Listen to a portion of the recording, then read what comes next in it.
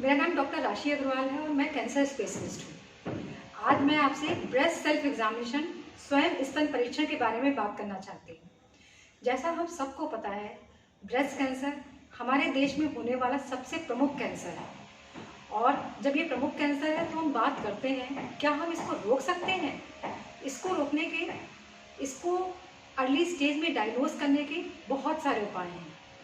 उसमें से एक है स्वयं ब्रेस्ट एग्जामिनेशन, मतलब सेल्फ ब्रेस्ट एग्जामिनेशन, खुद अपने स्तन का परीक्षण करना। ये जो स्वयं स्तन परीक्षण है वो हर महीने किया जाता है, महीना खत्म होने के एक हफ्ते बाद, क्योंकि कुछ लेडीज को महीने के समय में ब्रेस्ट में कुछ हल्का सा पेन रहता है जिसकी वजह से वो जांच नहीं कर सकती। इसलिए महीना खत्म होने के एक हफ्ते बाद हर महीने 20 साल की उम्र से ये जांच की जाती है।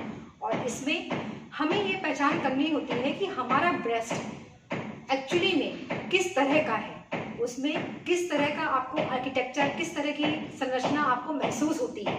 तो अगर उससे अलग कुछ महसूस होता है तो हम डॉक्टर से संपर्क करते हैं। और यह जो जांच की जाती है वो इन 3 फिंगर्स से की जाती है। ब्रेस्ट को पकड़ा नहीं जाता है, 3 फिंगर से इस तरह से उसको दबा करके महसूस किया जाता है। तो उसमें सबसे पहले स्वयं स्तन परीक्षण में आता है इंस्पेक्शन, मतलब खुद देखना। खुद कैसे देखते हैं? शीशे के सामने खड़े होके हमें ये एग्जामिन करना होता है कि हमारे ब्रेस्ट कैसे हैं।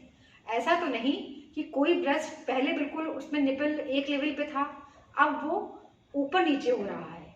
कोई ब्रेस्ट बड़ा तो नहीं हो रहा है, या फिर कोई ऐसी गांठ जो हमें उभरती हुई दिख रही हो, या फिर जो निपल है वो अंदर की तरफ जा रहा हो। पहले हम नॉर्मल अवस्था में देखते हैं, फिर अपने हाथों को ऊपर करके यही सब एग्जामिनेशन करते हैं। और उसके बाद अपने कमर में हाथ रख के कमर को दबाकर भी ये देखते हैं। फिर दूसरा जो पॉइंट होता है वो होता है छू करके ब्रेस्ट को देखना। जो छू करके ब्रेस्ट को देखते हैं वो लेट करके देखते हैं और या फिर नहाते समय। लेट करके टिश्यूज ज़्यादा अच्छी तरह देख लिए जाते हैं। किसी किसी लेडीज़ में ब्रेस्ट टिश्यू ज़्यादा होता है तो लेट कर एग्जामिन करने से उसको हम अच्छी तरह से कर पाते हैं। ये मेरे पास एक डमी है जिसमें मैं सिखाती हूँ कि हम कैसे कर सकते हैं। ये कॉलर बोन होती है और ये ब्रेस्ट का नीचे वाला हिस्सा है, और ये बगल या एक्जिला बोलते हैं। जो हमें ब्रेस्ट एग्जामिन करना होता है वो कॉलर बोन से पूरा नीचे तक और पूरा एक्जिला तक जाते हैं, क्योंकि ब्रेस्ट का टिश्यू एक्जिला में भी, बगल में भी जाता है। इसलिए हमें गांठों के लिए यहाँ भी देखना होता है। और जैसा हमने बताया, इन 3 फिंगर से इस तरह से दबा करके ब्रेस्ट को हम एग्जामिन करते हैं।